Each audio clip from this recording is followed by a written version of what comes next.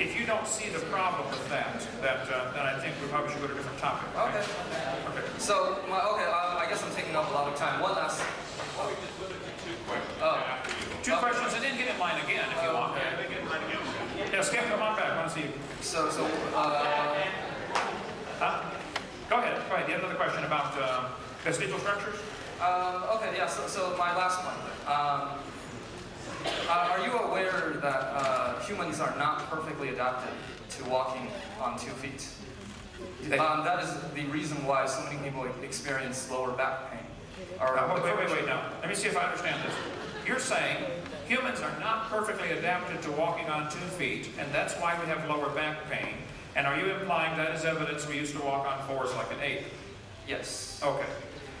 Could it be our ancestors, we ourselves never did. Okay, there are an awful lot of people that do not experience lower back pain.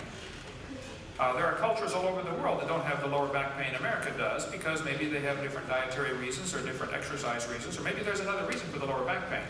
If people have lower back pain, that would not be proof of an ape-like ancestor, and that would be the opposite of evolution. No, it would not be the opposite of evolution. Yes, it is. I would love to explain why it's not. Okay, where's an example of where we're gaining something new? We're gaining the ability to walk on 2 legs and thus have 2 appendages free to hold things. Who taught you that? And why did you believe it? I didn't teach you that. No. I come here more often. I gotta come here more often. That's just what I need. Okay. I'll come here as often as you can find somebody to debate me, brother. You can call me, I'll drop it. You cite the imperfection of evolution as evidence against it, where in actuality it's evidence for it. Okay, first I would say I don't think the human back is poorly designed for walking upright. I think it's designed just fine. Now, I walk around just fine. If you're having trouble, you can see a chiropractor or something. Now, but the example you're giving is a lousy example for evolution.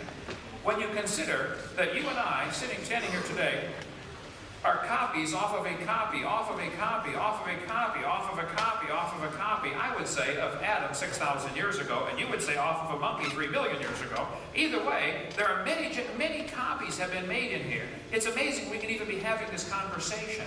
The original DNA code must have been incredibly complex to survive all this long copying process.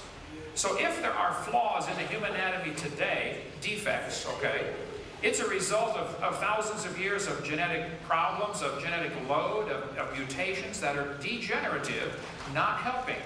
If there's a low back problem today, that's not helping, that's not evidence for the evolution theory. I don't know how you can't see that. Oh God, I could go on all night, but maybe I'll leave it to the next guy. I'm taking up way too much time. Come on back and go on all you want, okay? Go ahead. My name is Philip Hong. I'm a bioengineering student third year here. Oh, slow down. You're Philip and you're a what? Philip Hong. I'm a bioengineering student. A biology student? Bioengineering. So biology and engineering. Biology engineering student? Yes. Okay. I'm also third year. First of all, I'd like to say that it's really been a pleasure being here with you. You're a really good speaker, first of all. I think if I ever owned a business, I'd really like you to be one of my salesmen first. I'll take it as a modified compliment, okay? One thing I want to bring up is the fact that you mentioned that we shouldn't be teaching bias in school. So my question is, what would we be teaching if we wouldn't be teaching those quote-unquote bias? If the things I brought up tonight were taken out of the books, there is still a huge amount of biology. I think most biologists, even evolutionary biologists, know an enormous amount of biology that they should be teaching to the next generation. Kids, these are the muscles, these are the bones, these are the tendons, these are the organs, this is the function, here's how the chemicals work. The origins subject is unrelated. It has nothing to do. You could learn all the muscles, all the bones, all the insertion points. You could learn a huge amount of biology without ever touching the origin subject. I don't think in public schools they should be allowed to discuss origins at all because you're going to upset somebody no matter what you do. The majority of Americans do not believe in evolution. So why is the minority view being taught? And it's unrelated to biology. So if you took the lies out of the textbook, let's say if you took out 30 pages out of your book, okay? You still have a huge textbook and a lot of biology to learn. I am not against biology. I think the kids ought to know the names of the muscles. I taught biology and anatomy. I think the kids ought to learn those things. That's great. But origins and evolution has nothing to do with it. Why is this wasting class time when the kids ought to be learning. There isn't one doctor on planet Earth that cares about evolution when he's doing heart surgery on somebody. He needs to know his anatomy really well to do surgery. Evolution has nothing to do with anything practical in the medical field, except they might want to talk about bacterial resistance, and I pointed out it's a loss of information. So that would be a lousy example for evolution too. So if you want to do surgery on somebody, if you're going to be a surgeon, I would like you to really study biology, and I don't care what you know about evolution, it's unrelated. And many famous surgeons are Christians and creationists. The guy who invented the MRI is a creationist, okay? The guy who invented Gatorade, one of the world's experts on absorption of minerals into the body, is a creationist. So evolution has nothing to do with the subject of biology. It's unrelated. Well, this is a scary thought, though. Imagine that the lies that were being taught in school, that I consider that it might not be a lie, but in fact, it might be promoting other scientists to be discovering things like cures for cancer and so many other subjects of matter that can... Well, let's take one topic at a time. You're saying we should keep these lies in the textbooks? No. I'm saying that these lies, you're calling them these lies, but you're saying there's no point, absolutely no point in keeping these so-called lies in the textbooks. Why would you keep a lie in the book? Well, why would we keep natural selection in the books then? Okay, natural selection, I didn't cover that tonight, but natural selection certainly works. It has nothing to do with evolution.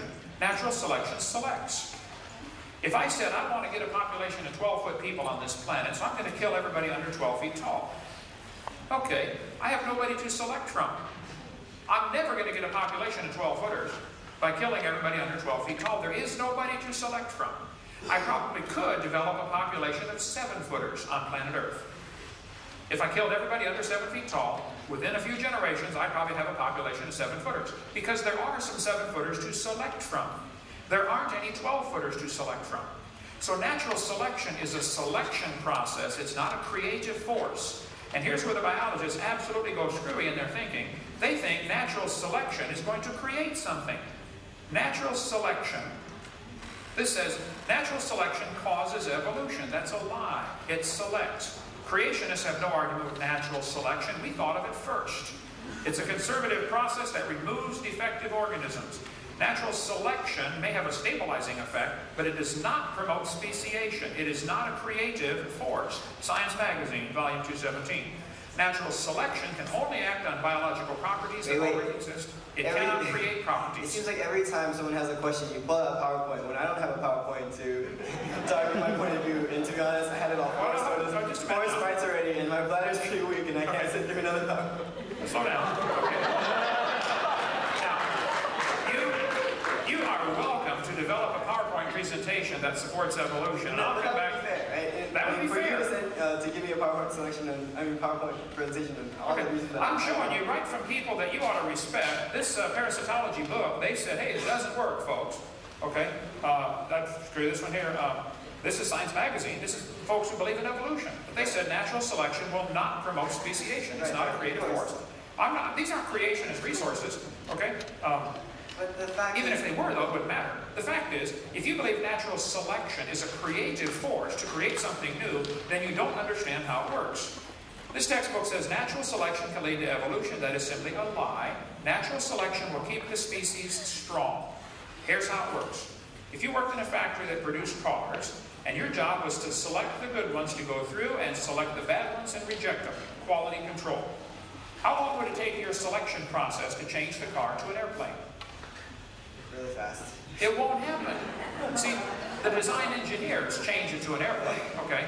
The problem is, all the species seem to have a natural tendency to produce the same type of offspring.